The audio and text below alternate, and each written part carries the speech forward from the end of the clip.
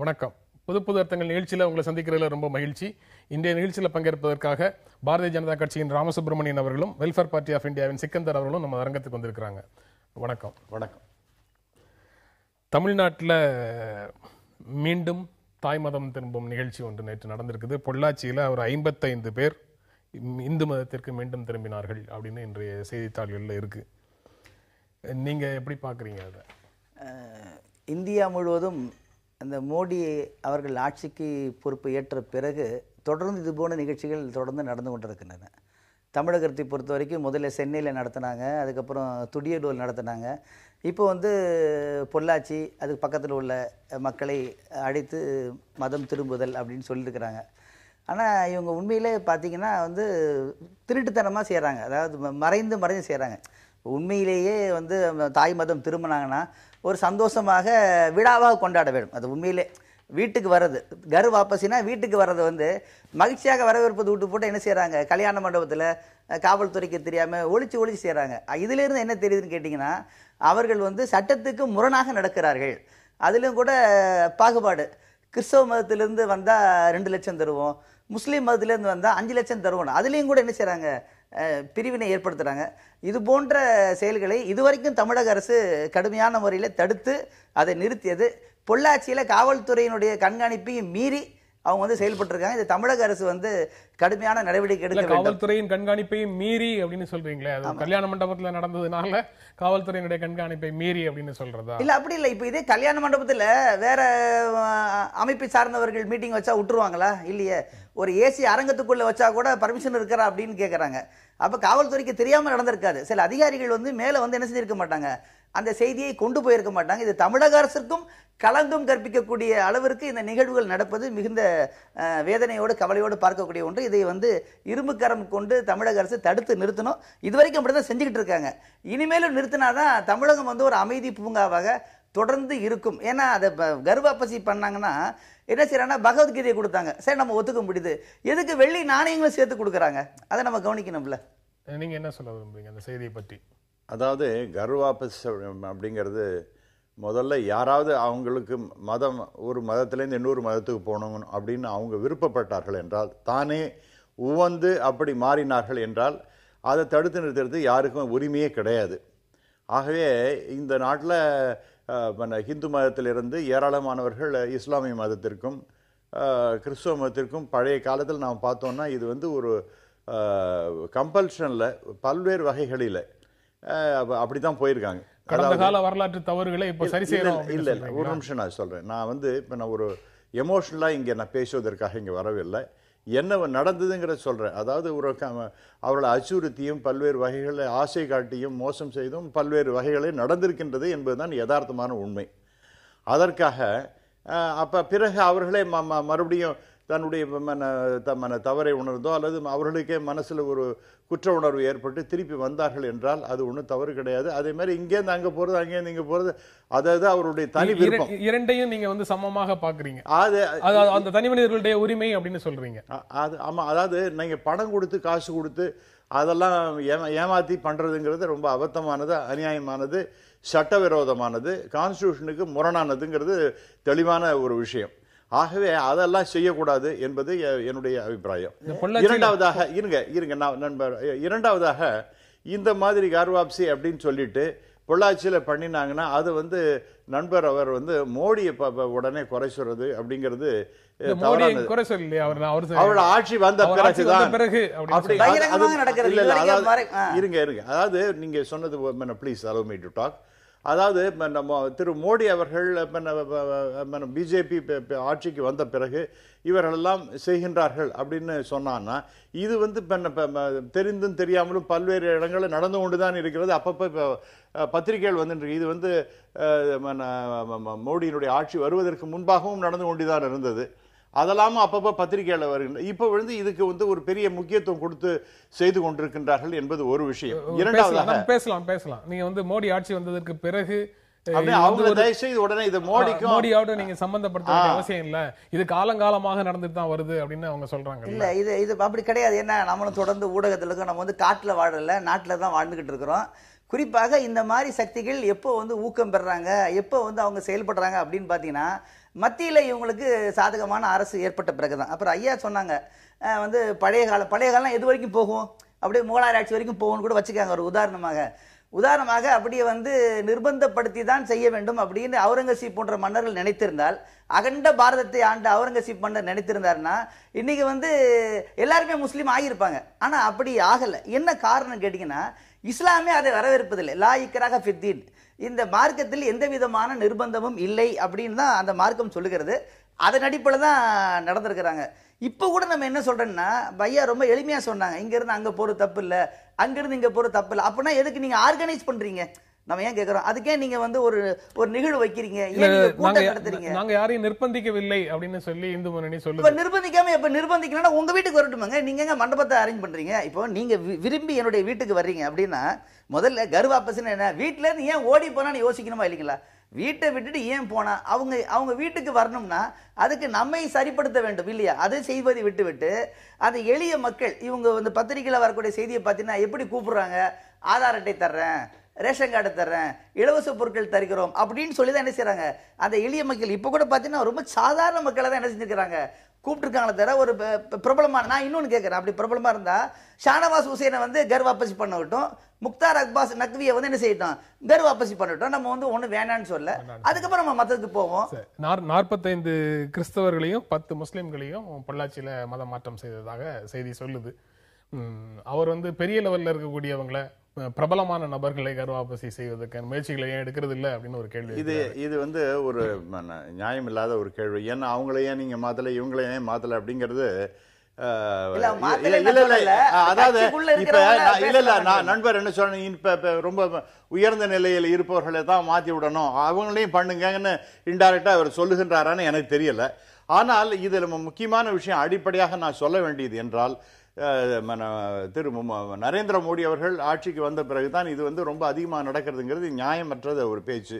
இது வந்து மீனாட்சிபுரத்தில் நடந்த விஷயம் நமக்கு நன்றாகவே தெரியும். அதெல்லாம் வந்து அச்சுறுத்தாமலும் ஆசை காட்டாமலும் ஏதோ ஒண்ணு நடந்ததுங்கிறத நான் சொல்றதுக்கு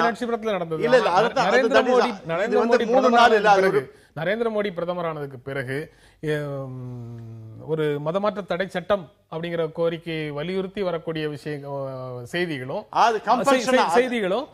கர்வாபசி அப்படிங்கிற பெயர்ல ஒவ்வொரு மாநிலத்திலையும் நடக்கக்கூடிய செய்திகளும் அதிகமாயிட்டு இருக்குங்கிறது ஊடகங்களை தொடர்ந்து கவனிப்பவங்களுக்கு நல்லா தெரியும். அது ரைட்டு, அதெல்லாம் இல்லைன்னு சொல்லல. அதாவது கம்பல் பண்ணி எந்த மதத்தில இருந்து இன்னொரு மதத்துக்கு எது நண்பரும் ஒத்துப்பார்னு நினைக்கிறேன். அதாவது கம்பல் பண்ணி நீங்க வந்து என்னுடைய மதத்திலிருந்து இங்கு வாருங்கள், இதெல்லாம் நீங்க பண்ணலைன்னா நான் உன்னை பயமுறுத்துவேன் அல்லது காசு கொடுப்பேன், வேற விதமான அச்சுறுத்தல்கள்லாம் இருக்கும், இப்படி எல்லாம் பண்ணி வேலை வாய்ப்பு நான் தருவேன் அப்படிங்கிற மாதிரிலாம் ஒரு ஏமாத்துறதும் கம்பல் பண்ணி அழிச்சுன்னு போறதுங்கிறது அது ரொம்ப தவறானது. ரெண்டாவது பாயிண்ட், திரு நரேந்திர மோடி அவர்கள் ரொம்ப தெளிவாக சொல்லி இருக்கின்றார், இந்தியாவுடைய ஒரு ரிலிஜன் என்னன்னா இந்தியா தான், இந்த கான்ஸ்டிடியூஷன் தான் அப்படின்னு அவர் மிக தெளிவாக சொல்லியிருக்கின்றார். இந்த மாதிரி அவுட்ஃபிட்ஸ் எல்லாம் இவங்க வந்து நரேந்திர மோடிக்கு ஒரு களங்கம் அந்த அரசுக்கு களங்கம் ஏற்படுகின்ற வகையிலே தான் செயல்பட்டு கொண்டிருக்கின்றார்கள் என்பது உறுதி. அவர் வந்து ரொம்ப தெளிவாக பார்லிமெண்ட்லயும் சொல்லிட்டாரு, வெளியிலையும் வெளிப்படையாகவே சொல்லி இருக்கின்றார், இந்த நாட்டுக்கு ஒரு மதம் என்று இருக்குமே ஆனால் அது இந்திய மதம், அதாவது இந்தியா ஒருங்கிணைந்த இந்தியா அப்படிங்கிறது தான். அதற்கு ஒரு முக்கிய அடிப்படை என்னன்னா இந்த நாட்டினுடைய கான்ஸ்டிடியூஷன் என்று சொல்லப்படுகின்ற அரசியல் சட்ட அமைப்பு அப்படிங்கறதெல்லாம் பத்தி அவர் தெளிவா சொல்றார். இப்ப வந்து இவங்க கேட்க மாட்டேங்கிறாங்க, அவர் சொல்றத வேற யாரும் இல்ல. அதாவது இவங்கெல்லாம் சார், இவங்கெல்லாம் யாரு? இவங்களுக்கும் நம்ம மோடி அரசுக்கும் சம்பந்தம் கிடையாதவங்க. இவங்கெல்லாம் ஏதோ நிறைய பேர் இது பேர் தெரியாது. இப்ப இவங்களை விட்டுருங்க, இன்னும் என்னென்ன பேர்லாம் விட்டுறலாம். அமைச்சர்களும் நாடாளுமன்ற உறுப்பினர்களும் ஏதாவது பேசினா அப்ப அதை பற்றி அப்ப கடுமையா விமர்சனம் செய்தாரா இல்லையா? தயவுசெய்து சொல்லுங்கள். பார்லிமெண்ட்ல இந்த மாதிரி பேசும்போது கடுமையாக இப்ப நாங்க என்ன கேக்குறோம்னா, அப்படிலாம் யாரோ எவரோ அப்படிலாம் கிடையாது. பிரவீன் தொகாடியா வந்து ஊரறிஞர். அப்ப நான் என்ன கேக்குறேன், அப்ப வந்து பிரதமர் கண்டிக்கட்டுமே, பிரவீன் தொகாடியா அப்படி சொன்னது தப்பு அப்படின்னு கண்டிக்கிட்டோம். அவர் பார்லிமெண்ட்ல பேசுறாரு, தேசிய வந்து அமைப்பு சட்டம் தான் புனித நூல் அப்படிங்கிறாரு. வெளிவிவகாரத்துறை அமைச்சர் சுஷ்மா ஸ்வராஜ் தான் பேசுறாங்க, பகவத்கீதையை தேசிய புனித நூலாக அறிவிக்கிறோம் அப்படின்னு சொல்லி. அப்ப அது தவறு என்றவங்க யாரோ வெளியில ஒரு நிமிஷம் நண்பர், ஒரு நிமிஷம் நான் உங்களுக்கு சொல்றேன். நீங்க இப்ப இதை பத்தி சொல்றீங்க, புனித நூல் பகவத்கீதை பத்தின்னு. அது வந்து ஒரு புனித நூல் தான், அதுல ஒன்றும் சந்தேகமே கிடையாது. உங்களுக்கு குரான் எப்படி மிக மிக மிக புனிதமானதோ அது போல இந்துக்களுக்கு பகவத்கீதை என்பது புனிதமானது தான். கிறிஸ்தவர்களுக்கு நிச்சயமாக பைபிள் என்பது புனித நூல் தான். இது வந்து யாருமே இல்லைன்னு சொல்ல மாட்டாங்க. ஒரு இந்தியாங்கிறதுல இந்திய நம்ம நாட்டு மக்கள் அனைத்து அந்தந்த மதத்தையும் முக்கியத்துவம் தருகின்றார்கள். எனக்கு ரெண்டு பேர் நீங்க ரெண்டு பேர் பேசுற விஷயங்கள்ல இருந்தும் எனக்கு ஒரு சந்தேகம் வருது. நீங்க என்னுடைய மதம் அல்லது நாங்கள் சார்ந்திருக்கிற மதம் அதற்கு இது புனித நூல் அப்படின்லாம் சொல்றீங்களே, இது நீங்க வந்து பாரதிய ஜனதா கட்சியை தேர்வு செய்த மாதிரி, நீங்க வந்து வெல்ஃபேர் பார்ட்டி ஆஃப் இந்தியாவை தேர்வு செய்த மாதிரி நீங்கள் தேர்வு செய்து இருக்கக்கூடிய மதமா? அந்த குறிப்பிட்ட மதத்துல தற்செயலாக பிறந்தோம், நம்ம பேரண்ட்ஸ் வந்து நம்ம பெற்றோர்கள் வந்து நம்ம குறிப்பிட்ட சூழல்ல வளர்த்தாங்க. அதை தாண்டி இது என்னுடைய மதம்னு இறுக்கி பிடிச்சுக்கிற அளவுக்கு மதத்தின் மீது என்ன பற்று தேவை இருக்குது? இங்க மதத்தின் மீது பற்றை பத்தியே பேசல. இப்ப நம்ம ரெண்டாவது வந்து பகவத்கீதை வந்து புனித நூல் இல்லை, குரான் வந்து புனித நூல் இல்லை, பைபிள் புனித நூல் இல்லை அப்படின்னு பேசல. எல்லாமே புனித நூல் தான். இப்ப வந்து எனக்கு வந்து குரான் வந்து புனிதமா கருதுறா, ஐயாவுக்கு பைபிளை அந்த பகவத்கீதை கருதுல எந்த மாற்றம் இல்லை. ஆனால் இந்தியாவினுடைய தேசிய புனித நூல் அப்படின்னு அறிவிப்பது தவறு தானே? அதுதான் நாங்க சொல்றோம். அதை பேசுங்க, நம்ம சொல்றோம். அது தவறு தானே? அதுதான் பதில் சொல்றேன் சார். ஒரு முக்கியமான பாயிண்ட் என்னன்னா, அவங்களுடைய விருப்பம் ஏதோ ஒவ்வொருத்தருக்கு ஒரு விருப்பம் தெரிவிச்சிருக்காங்க. அது வந்து புனித நூலாக தேசிய நூலாக அறிவிக்கப்பட முடியாது அப்படிங்கறதையும் எல்லாருக்கும் தெரிஞ்ச விஷயம். அது பாராளுமன்றத்தில் பேசப்பட்ட எங்க ஒரு அதாவது ஒரு இப்ப ஒரு உதாரணத்திற்கு உங்களுடைய ஆர்கனைசேஷன் மூலமா என்ன வந்து பேச சொன்னீங்கன்னா, நல்ல வார்த்தை நான் சொல்லதான். அது வந்து ஏதோ பொய்க்காக இல்ல, உண்மையிலே என்னுடைய மனதில் வருகின்ற நல்ல வார்த்தைகளை நான் சொன்னேன்னா அது வந்து அதை நீங்க ஒத்துப்பீங்களா இருக்க மாட்டீங்களா? அது போல நல்ல ஒரு இப்ப இவ்வளவு நடந்ததுக்கு அப்புறம் இப்பதான் சொல்றாரு, பிப்ரவரி 24 யோகி ஆதித்யநாத் சொல்றாரு, மத மாற்றங்கள் நாட்டின் மத நல்லிணக்கத்தை கெடுக்கின்றன, இது தடை செய்யப்பட வேண்டும், மத மாற்றங்கள் தொடர்ந்தால் கர்வாபசியும் தொடரும். அதுதான் சார் சொல்றேன். கம்பல்ஷன், அதாவது you can try the method of convincing people. இது என்னுடைய மதத்தினுடைய சிறப்புகள் அப்படி இப்படின்னு சொன்னா நான் அது கன்வின்ஸ் ஆனேன்னா இங்கிருந்து வேற இடத்துக்கு போகலாம் அப்படிங்கிறது தவறு இல்லை. எனக்கு அது கன்வின்ஸ் ஆயிடுது, எனக்கு அதுதான் என்னுடைய அந்த மார்க்கம் எனக்கு சரி இருக்குன்னா நான் போறதுல ஒன்றும் தப்பு கிடையாது. அது போல நான் போன இடத்துல இருந்து திரும்பி இங்க வருகின்றேன், அது கன்விக்ஷன் அவுட் ஆஃப் கன்விக்ஷன் அப்படிங்கிற தப்பு கிடையாது. ஆனா அதெல்லாம் அந்தந்த தனிப்பாட்ட முறையில் நடந்துட்டு இருக்கு. ஆனா கம்பல் பண்ணி நீங்க எழுதுன்னு போறதுங்கிறது அதற்காக இவர்களே ஒத்துக்கொள்வார்கள். அந்த கட்டாய மத மாற்றம் என்பது தடை செய்யப்பட வேண்டும் என்று நண்பர் கூட ஒத்துப்பார் நினைக்கிறேன். அவருக்கு அதுக்கு மாற்று கருத்து இருக்க முடியாது. அதற்கான சட்டம் கொண்டு வர வேண்டும் என்பது ஒண்ணு, ஒரு விஷயம். இரண்டாவதாக நீங்க கேட்டீங்க, நீங்க ஒரு மதத்தை பத்தி நான் எனக்கு என்ன காரணமோ அது இறைவனுடைய திருவுருள். நான் வந்து ஹிந்துவாக பிறந்தேன், நான் வந்து ஒரு வெரி வெரி ஸ்ட்ராங் ஹிந்து என்பதில் நான் பெருமிதம் அடைகின்றேன். எனக்கு நான் வெறும் அந்த மதத்தில் எனக்கு இன்னொரு பிறவி என்று இருக்குமே ஆனால் நிச்சயமாக மீண்டும் இந்துவாகத்தான் பிறக்க வேண்டும் என்று ஆசைப்படுகின்றேன். நான் வளர்கின்ற பாதை, நான் செல்லுகின்ற பாதை, இந்த அற்புதமான இந்த மதத்தை பத்தி மிக உயர்வாக சொல்லுதுல எனக்கு கொஞ்சம் கூட வருத்தமே இல்லை. பாரதிய ஜனதா கட்சியை நீங்க தேர்வு செய்திருக்கீங்க, நீங்க இணைந்திருக்கிறீங்க, பாரதிய ஜனதா கட்சியில் நீங்க இணைஞ்சிருக்கிறீங்க. இந்து மதத்துல நீங்க இணையல, நீங்க பிறக்கும் போதே இந்துவாக பிறக்கிறீங்க. ஒரே ஒரு விஷயம், அதனால நீங்க வந்து உங்களுடைய தேர்வு அதுல இருக்கான்னு நான் கேட்டேன். மற்றபடி நீங்க ஆம்பளையா இருந்தீங்க, நீங்க தேர்வா பண்ணீங்க, அது இறைவனுடைய திருவுள்ளம் அப்படி எப்படி இருக்கணுங்கிற மாதிரி. ஆகவே இது வந்து இப்ப நீங்க இறைவனுடைய திருவுள்ளம் அப்படிதான் இருக்கணும். என்ன வந்து நான் வந்து பிறக்கும் பொழுது என்ன ஹிந்துவாக பிறந்ததுல நான் மிகவும் சந்தோஷம். இறைவனுடைய திருவுள்ளம் கருதுகின்றேன். அதாவது இந்த பிஜேபி ஆட்சிக்கு வர்றதுக்கு முன்னாடி என்ன பண்ணுவாங்கன்னா ஆங்காங்கே வகுப்பு கலவரங்கள் தொடர்ந்து போனோம். நான் வந்து சும்மா ஆதாரம் இல்லாம பேசல, எல்லாம் ஊடகத்தில் இருக்கிற எல்லாருக்குமே தெரியும். வந்ததுக்கு பிறகு என்ன பண்ணுவாங்கன்னா அவங்களுடைய அந்த செயல் அறிக்கையை வந்து மக்கள் கவனிக்க கூட என்பதற்காக பாருங்க, பாராளுமன்றத்தில் பட்ஜெட் சமர்ப்பிக்கப்பட்ட அது விவாதம் எழுப்பப்பட்டிருக்கிறது. நேற்று பிரவீன் துகாடியா பேசாரு டெல்லியில, இந்த மாதிரி மத மாற்ற தடை சட்டம் கொண்டு வரணும், கர்வாபசி என்பது இயற்கையான ஒன்று தான், அதுல வரதுல வந்து எந்த விதமான தவறும் இல்லை. அப்ப நம்ம என்ன சொல்றோம்னா இதுக்கு வந்து நாங்க மறுக்கல, நீங்க வந்து செஞ்சீங்க சொன்னீங்கன்னா அந்த மாதிரி ஒத்துக்கிட்டாங்கன்னா வர வைக்கிட்டோம், ஆனா பிரச்சனை இல்லை. ஆனால் அதை வகுப்பு பதற்றத்தை உண்டு பண்ணுவதற்காக தான் நீங்க செய்றீங்களே தவிர உண்மையான எண்ணத்தில் பண்ணவில்லை. தமிழ்நாட்டில் திராவிட கட்சிகளுக்கு மாற்றாக பாரதிய ஜனதா கட்சி உருவாகி வருகிறது அப்படின்னு டாக்டர் தமிழிசை சொல்றாங்க. வருகிற சட்டசபை தேர்தலில் வெற்றி பெற்று தமிழகத்தில் பாஜக கூட்டணி ஆட்சி அமைக்கும் அப்படின்னு சொல்றாங்க. இது கடந்த ஒரு 5 மாதங்களாக திரும்ப திரும்ப தமிழ்நாடு பாரதிய ஜனதா கட்சி தலைவர் இந்த கருத்துக்களை சொல்லிட்டு இருக்கிறாங்க. ஓரிரு முறை அதை பற்றி நம்ம இங்க புது அர்த்தங்கள் நிகழ்ச்சியிலேயே கூட விவாதிச்சிருக்கிறோம். அப்படிங்கிறதெல்லாம் ஒரு பக்கம்.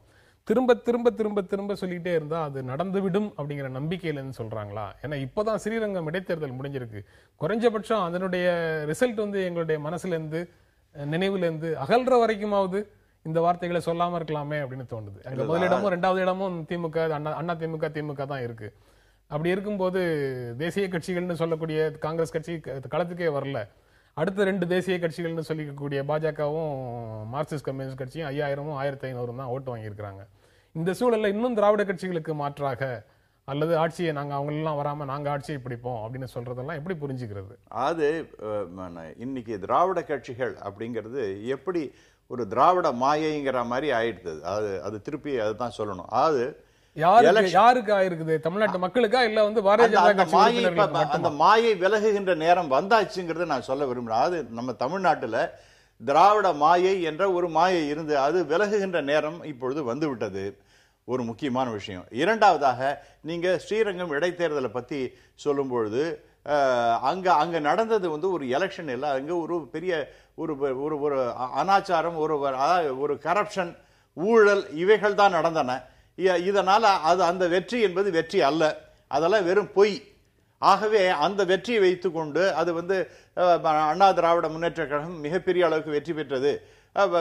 வெற்றியினுடைய அளவு இருக்குல்ல, வெற்றியினுடைய அளவு ஆனா பாரதிய ஜனதா கட்சி 5000 ஓட்டு தான் வாங்கி இருக்கு. பாரதிய ஜனதா கட்சி ஒரு விஷயம் நான் பார்க்கணும், அது ஆட்சியில் இருக்கக்கூடிய கட்சி, அந்த அதிகார துஷ்பிரயோகத்தை தாண்டி பாரதிய ஜனதா கட்சிக்கு வாக்களிக்கிறதுக்கு 5000 பேர். அதுதான் சார், நீங்க அங்கேயும் அதிகார துஷ்பிரயோகம், அப்புறம் அதன் காரணமாக மிகப்பெரிய அச்சுறுத்தல்கள்லாம். அதாவது நீங்க போடலைன்னா நீங்க என்ன ஆகும் அப்படிங்கிற மாதிரி சுத்தி சுத்தி சுத்தி இதெல்லாம் நிறைய இதையும் பத்தி நீங்க பேசியிருக்கின்றீர்கள். அங்கு எல்லா விதமான அரசியல் பிரமுகர்களும் முக்கியமானவர்கள் அதிகாரம் படைத்தா அதை அதிகாரிகள் எல்லாரும் சுத்தி சுத்தி வரும்பொழுது நாம் இவங்களுக்கு போடலைன்னா நமக்கு அப்புறம் எதிர்காலம் என்னாக நாங்க இருக்க வாழ முடியுமா அப்படின்னு ஒரு கவலை இருக்கும். போனா போறியா இதுல போட்டு தொலைவோன்னு அப்படின்னு போட்டுருக்காங்களே ஒழிய. இரண்டாவதாக எங்களுடைய கட்சி தலைவர் டாக்டர் தமிழிசை சவுந்தரராஜன் மிக தெளிவாக ஒரு தொலைநோக்கு பார்வையுடன் இப்படித்தான் நடக்க போகின்றது என்பதை ரொம்ப அற்புதமாக சொல்லி இருக்கின்றார்கள். நாளை நடக்க போவதை இன்னைக்கே சொல்றாங்க அப்படிங்கிறது பிஜேபியினுடைய ஸ்டாண்டு. நீங்க நடக்காது அப்படின்னு சொல்றதுக்கு எந்த விதமான முகாந்திரமும் இருக்கிற மாதிரி தெரியல. ஜம்மு காஷ்மீர்லயே பிடிபியும் பிஜேபியும் கூட்டணி ஆட்சி அமைக்கிறத நம்ம இன்னைக்கு பாக்குறோம். நேற்று முதலமைச்சர் பொறுப்பேற்றிருக்கிறாரு. அப்படி இருக்கும்போது இது நடக்காதுன்னு எந்த விதத்துல நீங்க உறுதியாக சொல்ல முடியும்? அதாவது ஐயா சொன்னாங்க இங்க திராவிட மாயினால ஆரிய மாயை தமிழகத்தில் எடுபடாது என்பதுதான் யதார்த்தமான ஒரு உண்மை. அப்ப அவங்க தேசிய கட்சி ஊழல் அது பத்திலாம் பேசுறாங்க. அவங்க ஊழல் பத்தி, பிஜேபியினுடைய ஊழல் பத்தி நாடே எல்லாருக்குமே தெரியும். சார் நீங்க பேசும்போது நான் ஒண்ணு புரியல. எல்லாருமே விவரமானவங்க, நம்ம டிவி பாத்துட்டு இருக்கோம், நிறைய விவரமானவங்க. அதனால ரெட்டி சகோதரர் ரொம்ப தூரம் போன டெல்லிக்கு போக வேண்டாம், பக்கத்திலே சொல்லுவோமே. ரெட்டி சகோதரர்கள் எப்படின்றது ஊரு நாடுக்கு எல்லாருக்குமே தெரியும். ரெண்டாவது, இவங்க ஊழலை பத்தி பேசுவதற்கு எந்த விதமான அருகதையும் கிடையாது. ஆட்சி அதிகாரம் இருந்தால் எதையும், இப்ப ஆட்சி அதிகாரத்தில் இல்லாமையே தமிழகத்துல கர்வப்பசி பண்றவங்க ஆட்சி அதிகாரம் இருந்தா என்னெல்லாம் பண்ணுவாங்க என்பது நமக்கு தெரியும். ஒண்ணு.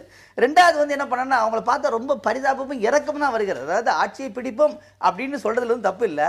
ஆனா என்ன பண்ணா இது வரைக்கும் யாருமே சொல்லாத எந்த கூட்டணி கட்சிகளும் தங்களுடைய முதல்வர் வேட்பாளரை அறிமுகப்படுத்துவதற்கு அறிவிப்பதற்கு முழுமையான உரிமை உண்டு அப்படின்னு சொல்லியிருக்கிறாங்க.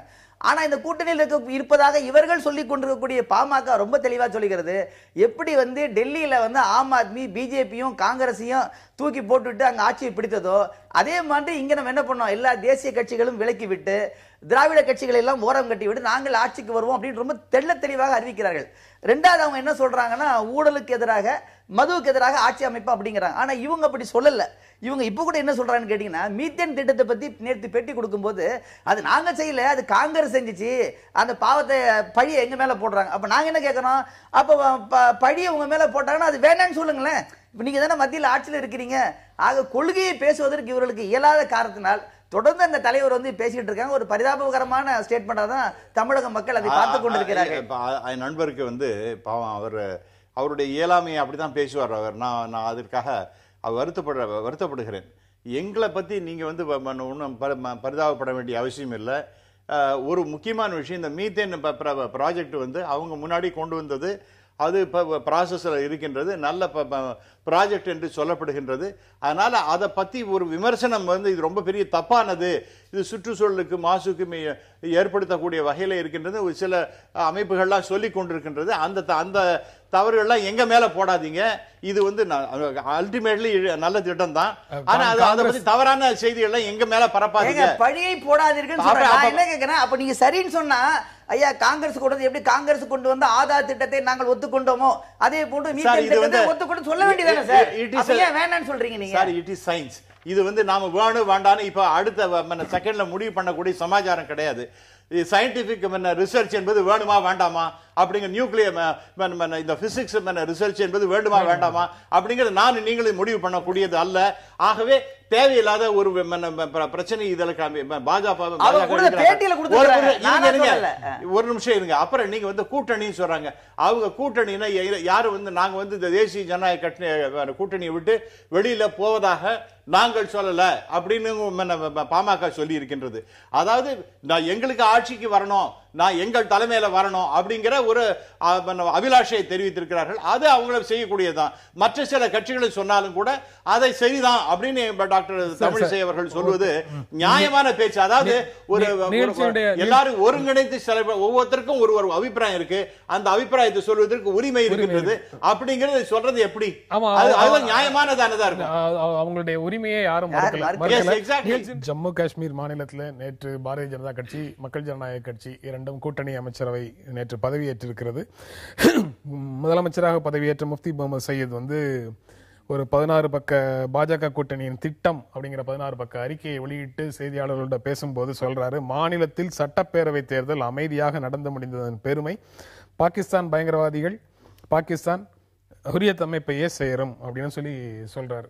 ஒரு முதலமைச்சராக பொறுப்பேற்ற உடனே பேசக்கூடிய முதல் பேச்சு இப்படி ஒரு சர்ச்சையை கிளப்பி இருக்கிறது. அந்த செய்தி வந்து இன்றைய நாளிதழ்களில் எப்படி வந்திருக்குங்கிறத பார்க்கலாம். அதன் பிறகு நம்ம உரையாடலை தொடரலாம்.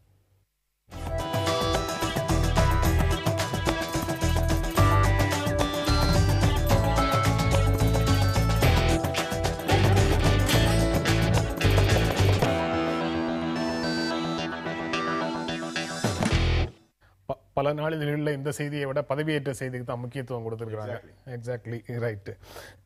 ஒரு மாநில முதலமைச்சர் பதவியேற்ற உடனேயே இங்கு சட்டப்பேரவை தேர்தல் அமைதியாக நடந்ததற்கு பாகிஸ்தான் இதை அமைதியாக நடத்த அனுமதித்ததுதான் காரணம், பயங்கரவாதிகள் தேர்தல் நடத்துவதற்கான சூழலை அனுமதித்ததுதான் காரணம் அப்படின்னு சொல்றதை எப்படி பார்ப்பீங்க? அந்த பத்திரிகையினுடைய அந்த செய்தியை நான் பார்க்கின்ற பொழுது அவர் பாகிஸ்தான் அப்படின்னு எந்த வார்த்தையும் பயன்படுத்தல. எல்லைக்கு அப்பால் இருந்து அப்படின்றாரு ஒன்று. ரெண்டாவது பயங்கரவாதிகள் அப்படின்னு சொல்லியும் பயன்படுத்தல, ஹுரியத் அமைப்பை சார்ந்தவர்கள் அப்படின்றாங்க.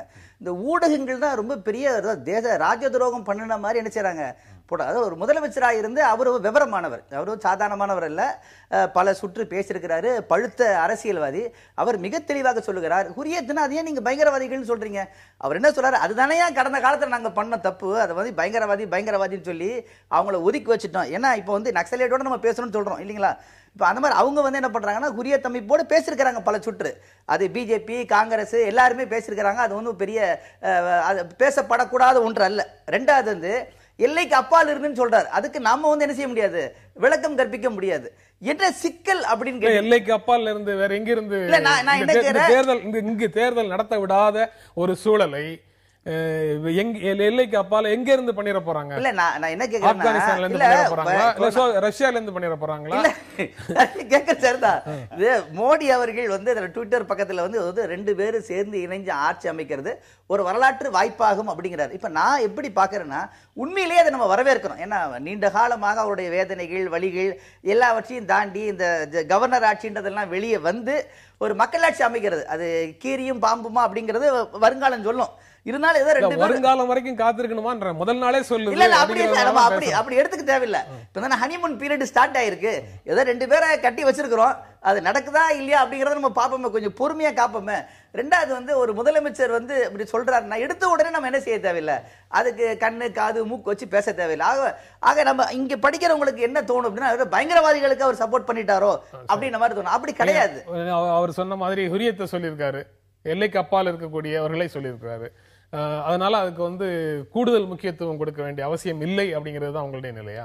ஆமா சார். அதாவது இப்ப எங்களுடைய தேசிய செய்தி தொடர்பாளர் சம்பித் பத்ரா அவர் என்ன சொல்றாருன்னா, ஒரு ஆஸ் அன் இண்டிவிஜுவல் அவர் ஒரு ஏதோ ரிமார்க் போட்டிருக்கார். அதாவது fate of people of JNK is far more important than the state of an individual. அதாவது இவர் இண்டிவிஜுவல் அப்படிங்கிற மாதிரி அவர் சொன்னதுங்கிறது அவர் தனிப்பட்ட முறையில் அது ஏதோ ஒரு ஸ்டேட்மெண்ட் சொல்லியிருக்காரு. அதற்கு பிறகு என்ன முதலமைச்சருடைய ஸ்டேட்மெண்ட் நீங்க சொல்ல மாட்டீங்க. அது வந்து that is a casual remark. ஒரு பாயிண்ட். 2வது பாயிண்ட், மிக முக்கியமான பாயிண்ட்லாம் நீங்க விட்டுறீங்க. என்னன்னா அவர் என்ன சொல்றாரு, இந்த கூட்டணி என்பது நண்பர் சொன்னது போல காலத்தின் கட்டாயம், அங்க வந்து ஒரு வளர்ச்சி ஏற்பட வேண்டும், வேலை வாய்ப்பு பெருக வேண்டும். கூட்டணி காலத்தின் கட்டாயமா இல்லையா, அப்புறம் மிராக்கிள் ஆஃப் டெமோக்ரசி, இந்த மாதிரி வார்த்தையெல்லாம் சொல்லும்போது காலத்தின் கட்டாயமா இல்லையாங்கிறது விவாதத்துக்குரிய இன்னொரு விஷயம்.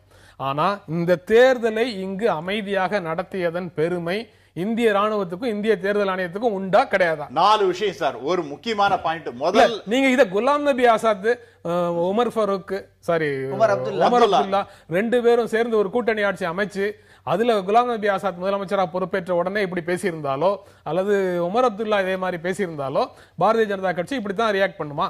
நான் இது வந்து ஃபர்ஸ்ட் வந்து மேண்டேட் என்ன அந்த மக்களுடைய மேண்டேட் 70% மக்கள் ஓட்டு போட்டிருக்காங்கிறது ஒரு ஹிஸ்டாரிக் ஈவெண்ட். அந்த மேண்டேட், அந்த மக்களுடைய தீர்ப்பு என்னன்னா, மிகப்பெரிய அளவிற்கு ஓட்டை வாரி வழங்கியதுங்கிறது பிஜேபிக்கு தான் கொடுத்திருக்காங்க. அதற்கு அடுத்ததாக பிடிபி வந்திருக்கின்றது. பிடிபி நம்பர்ல 28, பிஜேபிக்கு 27, 25 பிளஸ் அவங்களுடைய கூட்டணி சேர்ந்து 27. ஆக இப்ப யார் ஆட்சி அமைக்க வேண்டும் என்பது தெளிவாக மக்கள் சொல்லிவிட்டார்கள். இது ஒரு விஷயம். 2வதாக அங்க இந்த ஒரு பீஸ்ஃபுல்லான ஒரு எலெக்ஷன் நடந்ததற்கு முதலமைச்சர் என்ன சொல்றாரு?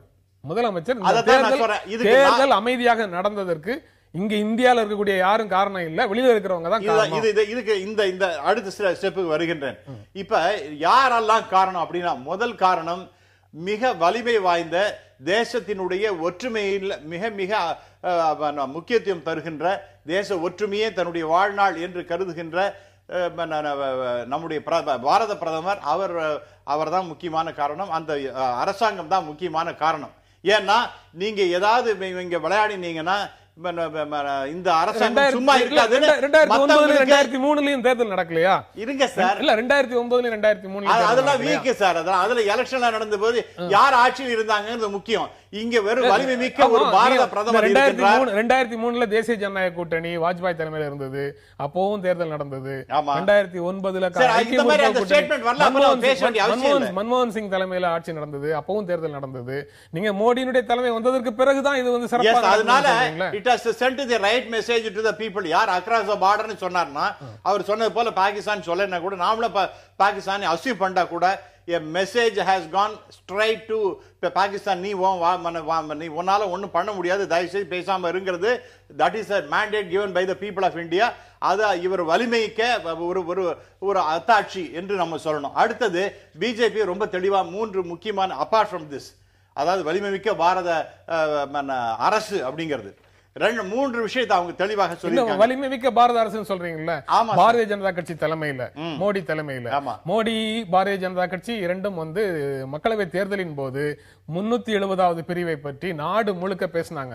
சட்டமன்ற தேர்தல் காஷ்மீர்ல நடக்கும்போது அதை பற்றி பேசவே இல்லை. நண்பரே, இன்று வந்து இல்ல குறைந்தபட்ச அதுலயும் வந்து அரசமைப்பு சட்டம் எதையெல்லாம் சொல்லுகிறது என்னென்னலாம் சொல்லுதோ அது அப்படியே கண்டினியூ பண்ணும், தொடரும் அப்படின்னு சொல்றாங்க.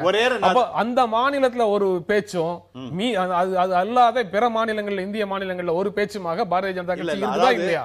இல்ல, பாரதிய ஜனதா கட்சியினுடைய தேர்தல் அறிக்கை தயவு செய்து திருப்பி படிக்கணும். இந்த தேர்தல் அறிக்கை நாடாளுமன்ற தேர்தல் அறிக்கை. ஆமா, அதுல என்ன நாடாளுமன்ற தேர்தல் அறிக்கை நீங்க கேட்டீங்க, நான் பதில் சொல்ல விடுங்க சார். அதாவது அதுல ரொம்ப தெளிவாக ஒரு அதை பத்தி ஆர்டிகல் 370 பத்தி ஒரு டிஸ்கஷன் நடக்க வேண்டும். அதாவது அதை பற்றி ஒரு விவாதம் என்பது தேவை என்று சொல்லி விவாதம் தேவை. இப்ப தொடரும்னு ஒப்புக்கொண்டாச்சு இல்ல? யாரு இப்ப அரசமைப்பு சட்ட ரீதியாக ஒரு விஷயம் தொடரும் அப்படின்னு இப்ப குறைந்தபட்ச செயல்திட்டத்தில் ஒப்புக்கொண்டாச்சு இல்ல? இனி ரெஸ்ட் ஆஃப் இந்தியால காஷ்மீர் தவிர பிற பகுதிகளில் 370 பற்றி பேச மாட்டாங்க பிஜேபின்னு நம்பலாமா? இல்ல, அதாவது இந்த மாதிரி ஒரு ஓவரால் ஸ்டேட்மெண்ட் ஒண்ணு கொடுத்தாச்சு. அடுத்தது இரண்டாவதாக காமன் மினிமம் ப்ரோக்ராம்ல இப்பொழுது இந்த 370 பத்தி பேசுவதாக ஒன்று சொல்லல. அரசமைப்பு சட்ட ரீதியாக காஷ்மீர் தொடர்பாக என்னென்ன விஷயங்கள் இருக்கோ அவை தொடரும் அப்படிங்கிறது நீங்க அதை ஒத்துக்கிறீங்க. அதை ஒத்துக்கிட்டாச்சுன்னா இனி ரெஸ்ட் ஆஃப் இந்தியால 370 பற்றி 370 பற்றி பாஜக பேசாதான்னு ஒரு சின்ன சந்தேகம் தான் எனக்கு. அதாவது இது வந்து இது விவாதத்துக்கு வருமே, ஆனால் அதை பத்தி பேசப்படும். விவாதம் இத பத்தி நடக்க காஷ்மீர்ல பேச மாட்டோம், ஒப்புக்கொள்வோம். பிற இடங்கள்ல காஷ்மீர் பேசுவோம். அது பாஜக இரட்டை நிலை இல்ல. இருங்க ஒரே நிமிஷம், நான் இது என்னென்ன முக்கியமான காரணம் நான் சொல்லிட்டு பிறகு நான் உங்கள்ட்ட வரேன். முதல் பாயிண்ட், இது வந்து ஜேஎன்கே மக்களுக்கு கிடைத்த வெற்றி. தேர்தல் முடிவுகள் தொடர்பாக நம்ம பேசணும்னா நீங்க அந்த விளக்கங்கள்லாம் சொல்லுங்க.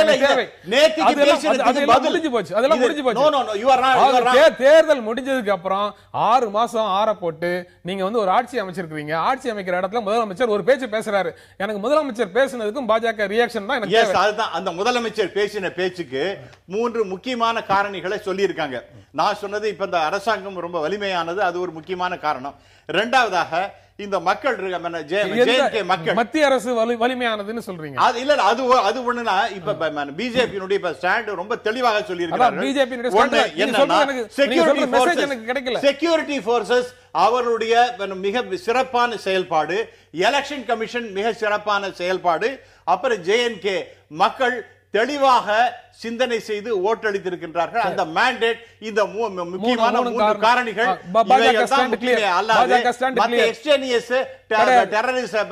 குலாம் நபி ஆசாதோ உமர் அப்துல்லாவோ இதே மாதிரி பேசி இருந்தால் பாரதிய ஜனதா கட்சியினுடைய நிலை என்னவாக இருக்கும் ஆட்சியில இல்லாம வெளியில இருக்கும்போது? அந்த 2 செய்தி ஐயா சொன்னாங்க. இது ஆட்சி அமைஞ்ச உடனே வந்து தேலாரும் பானாரும் ஓட போகிறது. காரணம் வந்து நரேந்திர மோடின்ட்டு நம்ம வாழ்த்துவோம். 6 ஆண்டு இருக்கட்டும்.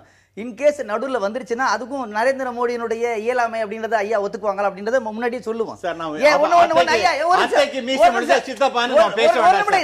இருங்க சார், அதான் நம்ம வந்து சும்மா பேசல சார்.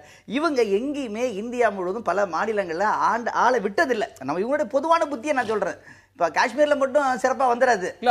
அவங்க தான் வந்து இந்த மாதிரி அரேஞ்ச்மெண்ட்ல ஏமாந்து போன நிலையிலேயே அவங்க தான் இருந்திருக்காங்க. மாயாவதியோட உத்தரப்பிரதேசத்துல 2 முறை போனாங்க அலையன்ஸுக்கு. சரி, 2 முறையும் முதல் 2.5 ஆண்டுகள் மாயாவதி ஆட்சி செய்யறதுக்கு கூட இவங்க ஒத்துழைப்பு கொடுத்தாங்க. அதுக்கு பிறகு அடுத்த டேர்ம் இவங்களுக்கு வர வேண்டியது டேர்ம்ல சமயங்கள்ல இவங்க வந்து பதவியை பறி கொடுத்தாங்க. இவங்க வந்து அட்வான்டேஜுக்கு போய் கூட இருக்கிற ஆட்களை குழி தோண்டி புதைச்சதை விட இவங்க அந்த மாதிரி அரேஞ்ச்மெண்ட்ல போய் ஏமாந்த கதைகளும் இருக்கு. இல்ல, இவங்களுடைய ஆட்சி அப்படின்னு வந்துட்டா வெறும் ஆட்சியை மட்டும் இல்ல, அந்த சித்தாந்தங்கள் வெற்றி பெறுவதற்கான திட்டங்களை செய்வாங்க. அவங்களுடைய முக்கியமான நோக்கம் நம்ம வந்து பிஜேபியை நம்ம விளங்கிக்கணும் அப்படின்னா அதோட பின்னணியில் இருக்கக்கூடிய RSS புரிஞ்சுக்கணும். அவங்க ஆட்சிக்காக மட்டுமே இருப்பதில்லை, அவங்களுடைய கலாச்சார மாற்றம். 3 விஷயம் நீங்க திருப்பி கேட்டீங்க, ஐயா பதிலே சொல்ல. 370 பத்தி நாங்க பேச மாட்டோம் அப்படின்னு நினைச்ச மாட்டாங்க. அவங்க சொல்ல மாட்டாங்க. ரைட்டு, ஒரு நிமிஷம் இருங்க. அது பேசாம இருக்க மாட்டாங்க. ராமர் கோயில் கட்டுவோம் அப்படிங்கறத பேசாம இருக்க மாட்டாங்க. பொது சிவில் சட்டம் கொண்டு வரும் அப்படின்னு பேசாம இருக்க மாட்டாங்க. ஒண்ணு. ரெண்டாவது வந்து இப்ப முதலமைச்சர் சொல்றாருன்னா இப்ப வந்து அங்க ராணுவம் முதலுடைய முயற்சி, தேர்தல் கமிஷன் எல்லாமே தெரியும். அப்ப அங்க என்ன ப்ராப்ளமோ அதை ஐடென்டிஃபை பண்றாரு. அங்க இருக்கக்கூடிய மக்கள் ராணுவம் இந்திய ராணுவம் காரணம், இந்திய தேர்தல் ஆணையம் காரணம்ங்கறத முதலமைச்சர் ஒப்புக்கொண்ட மாதிரி எனக்கு தெரியல. அந்த ஸ்டேட்மெண்ட்ல முதலமைச்சர் ஒப்புக்கொண்ட மாதிரி எனக்கு தெரியல. அவர் என்ன சொல்றாரு, அவங்க அனுமதிச்சதுதான் காரணம் அப்படின்னு சொல்றாரு. அவங்க அனுமதிக்காம என்ன சொல்றாரு, தேர்தலை சீர்குலைப்பதற்கு சிறிய அளவிலான நடவடிக்கையே போதுமானது அப்படின்னு சொல்றாரு. அப்ப அவங்க மனசு வச்சு ஒரு சீர்குலைவு செஞ்சிருந்தாங்கன்னா இந்திய ராணுவத்தாலையும் இந்திய தேர்தல் ஆணையத்தாலையும் தேர்தல் நடத்தி இருக்க முடியாது அப்படிங்கிறது பிடிபி உடைய நிலை. இல்ல நம்ம அப்படியே எடுக்கணும். நம்ம வந்ததுக்கு அப்புறம் அவருடைய ஸ்டேட்மெண்ட் வேற எப்படி எடுத்துக்கிறது இல்ல. நான் ஒரு பொறுப்புல வந்ததுக்கு அப்புறம் அவர் சொல்றாரு, இப்ப இவ்வளவு பெரிய கஷ்டத்தெல்லாம் நம்ம மீறி வந்திருக்கிறோம் அப்படின்னா அதுல யாரெல்லாம் அடையாளப்படுத்தப்படாம இருக்கிறாங்களோ அவங்கள வந்து என்ன செய்யறாரு, ஏன்னா அவர் ஆட்சி பொறுப்புல இருக்காரு. நீங்களும் நானும் வெளியே இருந்து 1000 பேசலாம் சார். அவர் அந்த ஆட்சி கட்டில இருந்து அவருக்கு என்னென்ன பிரச்சனை வரும், இப்பவே என்னென்ன மாதிரி விமர்சனம் வருது என்பதெல்லாம் நம்ம சேர்த்து பார்க்கணும்.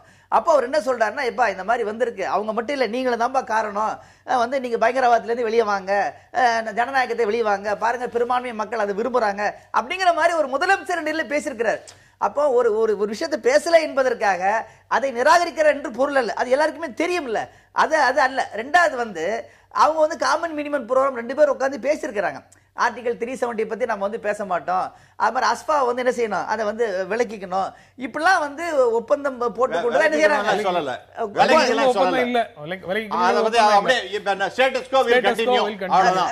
அதை வந்து குறைக்கிறதுக்கு முயற்சி பண்ணுவாங்க. நான் என்ன கேக்குறேன்னா, நான் என்ன சொல்றேன், ஆர்டிகல் 370 இருக்கிறது அப்படியே இருக்கும். இப்ப இதெல்லாம் இருக்குன்னா இப்ப வந்து எங்க இருந்து அவருக்கு பிரச்சனை வருமோ அந்த மக்களை ஐடென்டிஃபை பண்றாரு. குறியத் அமைப்பு வந்து எங்க இருந்து பிரச்சனை வருமோ, இப்பதான் வந்திருக்கிறோம், இப்பதான் நாங்க வந்து பேசியிருக்கிறோம், இதெல்லாம் செஞ்சிருக்கிறோம், இனிமே இப்பெல்லாம் செய்ய போறோம் அப்படிங்கறத ஒரு முதல்ல சொல்லி இருக்கிறத நம்ம எடுத்துக்கலாம். ரெண்டாவது வந்து எடுத்து முதல்ல ஒரு பத்திரிகையாளர் கூட்டத்தில் பேசுறதை மட்டும் வச்சுக்கொண்டு நான் ஒரு முதலமைச்சருடைய தேசப்பற்ற பத்தியோ, ஒரு முதலமைச்சருடைய அறிவை பத்தியோ, ஒரு முதலமைச்சர் மீது அமைப்பு சட்டத்தின் மீது உள்ள பற்ற பத்தி எடை போட தேவையில்லை. மன்மோகன் சிங் இப்படி பேசியிருந்தாருன்னா, மன்மோகன் சிங் பேசினதை எப்படி நம்ம விட்டுருவோம்னு யாரும் சொல்ல மாட்டாங்க. இல்ல நான் எனக்கு நீங்க கேக்குறது புரியுது. குலாம் நபி ஆசாத் சொன்னாங்கன்னா விட மாட்டாங்க. இப்ப என்னன்னு கேட்டீங்கன்னா, நீங்க முஃப்தி முகமது சயீதுக்கு மட்டும் அப்படி கொடுக்குறீங்களே. இல்ல முஃப்தி முகமது சயீத் வந்து மோடியோட கட்டி பிடிச்சாருல உங்களுக்கு. இப்ப அதானே யாரோட இருந்து அத பரமசிவன் கழுத்துல இருந்து பாம்பு பேசிச்சு அப்படின்றாரு. இப்ப எங்க இருந்து பேசுறாரு அதான். இப்ப வந்து அவரு புத்திசாலியா இவர் புத்திசாலியா, அல்லது அவரு காரியசாதியா இவர் காரியசாதி அப்படிங்கிறது வந்து காலம் வந்து நிர்ணயிக்கும். ஆனா நம்ம வந்து எடுத்த உடனே ஒரு முதல் ஸ்டேட்மெண்ட் வச்சுக்கிட்டு என்ன செய்ய தேவையில்லை, ஒரு முதலமைச்சரை நம்ம வந்து விமர்சனம் பண்ண தேவையில்லை. இப்ப வந்து தேனியில ஆரம்பமா இருக்குது, நம்ம பார்ப்போம், தொடர்ந்து பார்ப்போமே. முதலமைச்சரை முதல் நாள் பேச்சை வச்சு முடிவு செய்ய வேண்டியது இல்ல அப்படின்னு. ஆமாமா, அது ரொம்ப ரொம்ப தெளிவான. அது நாம வந்து ஒரு இல்ல அது எப்படின்ற அவர் வந்து நாம வந்து முதல் நாள் பேச்சை வச்சு முடிவு செய்ய வேண்டாம்னு சொல்றாரு. நீங்க கூட்டணியில இருக்கிற ஒரே காரணத்துக்காக அவருக்கு ஒரு சாஃப்ட் அப்ரோச் கொடுக்குறீங்க, எனக்கு ஒரு உணர்வு வருது. அது தப்பா இல்ல. நான் ஒரே ஒரு விஷயம் சொல்றேன், நீங்க அவருடைய ஸ்டேட்மெண்ட் பல விஷயங்கள் நீங்க படிச்சிருக்கணும். அதுல என்ன சொல்லி இருக்கின்றாரு, பல விஷயங்கள் இருக்கு. மை டியர் ஃப்ரெண்ட், இதுக்கு என்ன பதில்ங்கிறது தான் பிரச்சனை. அதான் நான் சொல்றேன். முக்கியமான விஷயங்கள் அவர் என்ன சொல்லியிருக்காருன்னா, நம்ம வளர்ச்சி என்பது மிக மிக அவசியம், அந்த பாதையில் செல்வோம். டிரான்ஸ்பரண்ட் கவர்மெண்ட், வெளிப்படையான கவர்மெண்ட். அந்த வளர்ச்சியையும் மத்திய அரசாங்கமும் மாநில அரசாங்கமும் கொண்டு வந்துட முடியாது. வெளியில இருக்கக்கூடியவர்களும் அனுமதித்தால் மட்டும்தான் முடியும் அப்படின்னு இதுக்கு ஒரு அர்த்தம். ஐ எம் சாரி, நீங்க வந்து இந்த எலெக்ஷனை பத்தி அவர் ஆஸ் an இண்டிவிஜுவல் அவங்க எல்லாம் ஒண்ணு தயார் பண்ண முடியலையே, அதனால அதைத்தான் அவர் பேசியிருக்கின்றார். அவங்களால பண்ணவும் முடியாதுங்கிறது எல்லாருக்கும் வெளிப்படையான விஷயம். ஏன்னா மோடி என்கின்ற மிக வலிமை வாய்ந்த அரசு இங்க இருக்கிறதுனால அவங்களால வாலாட்ட முடியாதுங்கிறது தெரியும். அதை தான் ஒரு ஆஸ் an இண்டிவிஜுவல் திரு பத்ரா அவர்கள் குறிப்பிட்டது போல ஒரு ஆஸ் an இண்டிவிஜுவல் அவர் ஒரு கேஷுவலான ஸ்டேட்மெண்ட். ஆனா முக்கியமாக அந்த அரசாங்கம் எப்படி நடக்க வேண்டும் என்பதை பத்தி ரொம்ப தெளிவாக சொல்கிறார்.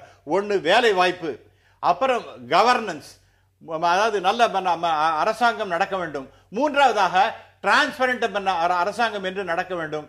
எல்லாரையும் சேர்ந்து இணைந்து எல்லாருக்கும் தேவையான இன்னொரு முக்கியமான விஷயத்தை சொல்லி இருக்கின்றார். அதாவது ஒன் டைம் அந்த ரெஃப்யூஜிஸ் என்று வந்திருக்கின்ற 1947 அப்புறம் 65 71 இவர்களுக்கெல்லாம் ஒன் டைம் செட்டில்மெண்ட் ஏதாவது பண்ணணும் வெஸ்ட் பாகிஸ்தான்ல இருந்து வந்தவங்களுக்கு. இப்படிப்பட்ட நல்ல விஷயங்களா சொல்லும் பொழுது இதை நாம் எடுத்துக்கணும். ஐ திங்க் இந்த ஒரு ஆட்சியில் இருக்கக்கூடியவர்களை நீங்க ஆதரிக்கிறீங்கன்னா அவர் பேசுனதுல இருக்கக்கூடிய நல்ல விஷயங்கள் எல்லாம் எடுத்துக்கணும். நீங்க எதிர்க்கிறீங்கன்னா அவர் பேசுனதுல இருக்கக்கூடிய சர்ச்சைக்குரிய விஷயங்கள் எல்லாம் எடுத்துக்கணும். இது எழுதப்படாத ஒரு விதி, எழுதப்படாத ஒரு விதி. அது உண்மைதான். அதாவது அப்படிதான். அது குறிப்பா இந்த பிஜேபியுடைய அணுகுமுறை வந்து அப்படித்தான் இருந்து கொண்டிருக்கிறது. நம்ம கடந்த காலத்தில் பார்த்துட்டு இருக்க. நீங்க கேட்டது நியாயமான கேள்வி. நான் அது சரி தவறு என்று அந்த நண்பர் ஒன்னே சொன்னார். நான் அவர்கிட்ட நம்ம கேட்க வேண்டியது, இதையும் சேர்த்து உடனே ஆர்எஸ்எஸ் பத்தியும் ராமர் கோயிலை பத்தியும் பேசிட்டு இருக்கார். அதுக்காக நான் உங்களுக்கு சொல்றேன், இன்னைக்கு ஜேஎன்கே இந்தியாவோட இணைந்திருக்க முக்கியமான காரணம், அடிப்படையான காரணம், தெளிவான காரணம் என்னன்னா ராஷ்டிரிய சுயம் சேவக் சங் தான். அதுவும் திரு கோல்வால்கர் அவர்களை அதனுடைய தலைவராக இருந்தவரை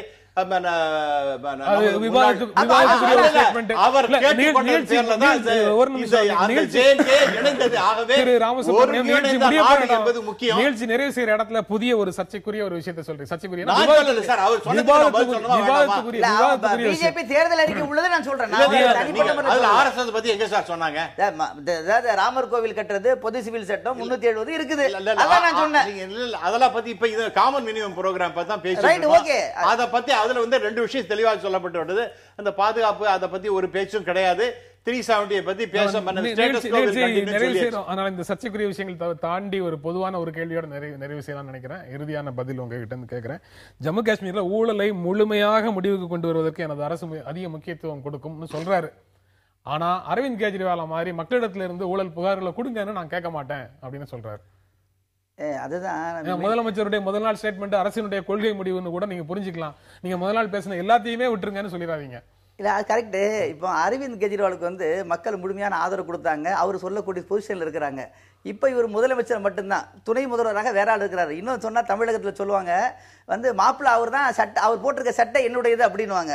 அந்த மாதிரி ஒரு நெருக்கடியான கட்டத்தில் என்ன இருக்காரு, இந்த ஸ்டேட்மெண்ட்டுக்கு பொருள் வந்து கூட்டணி கட்சி ஊழல் செய்யும், என்னால ஒண்ணும் செய்ய முடியாது அப்படி இல்ல. அந்த கூட்டணி கட்சி எப்படின்றது எல்லாருக்கும் தெரியும். நீங்க என்ன பார்க்கணும் அப்படின்னு கேட்டீங்கன்னா, அந்த மாதிரி சொல்லக்கூடிய தார்மீக சக்தி எனக்கு இல்ல அப்படிங்கறத மக்கள் மன்றத்துல ஒத்துக்கிறாரு அவர். இறுதியான பதில். அதாவது ரொம்ப அப்படி எல்லாம் கிடையாது. அதாவது இவர் கெஜ்ரிவாலை பொறுத்த வரைக்கும் யார் வேணா நீங்க ஒரு பெட்டிஷன் கொடுங்க, இவர் ரொம்ப மோசமானவர் அப்படின்னா நான் வேணா என்கொயர் பண்ணுங்கிற மாதிரி அது வந்து ரொம்ப அதீதமான ஒரு கற்பனை எல்லாம் அவர் ஏதோ பேசிட்டு இருக்கார். அந்த மாதிரி கற்பனைகள் எது இயலாததோ எது பிராக்டிக்கல் இல்லாததோ எல்லாத்தையும் நாம பண்றதுங்கிறது முடியாது. நிச்சயமாக ஊழலற்றதுங்கிறது ஒரு வார்த்தை சொன்னார்னா அது ரொம்ப சந்தோஷமா இருக்கணும். ஏன்னா அங்க அந்த ஜேஎன்கே பொறுத்த வரைக்கும் மிகப்பெரிய ஊழல் இது வரைக்கும் நடந்து கொண்டிருந்தது. இனிமே அதற்கு முற்றுப்புள்ளி வைக்கப்படும் என்று சொன்னதுங்கிறது ரொம்ப சந்தோஷமான சமாச்சாரம். நாம எல்லாருமே அதை வரவேற்க வேண்டிய ஒரு விஷயம். நண்பர் அதை ஒத்துப்பார் நான் நினைக்கிறேன். இந்த நிகழ்ச்சியில பங்கேற்று உங்களுடைய கருத்துக்களை பகிர்ந்து கொண்டிருக்க எங்கள் நெஞ்சார்ந்த நன்றி. நன்றி. மீண்டும் சந்திப்போம். நன்றி, வணக்கம்.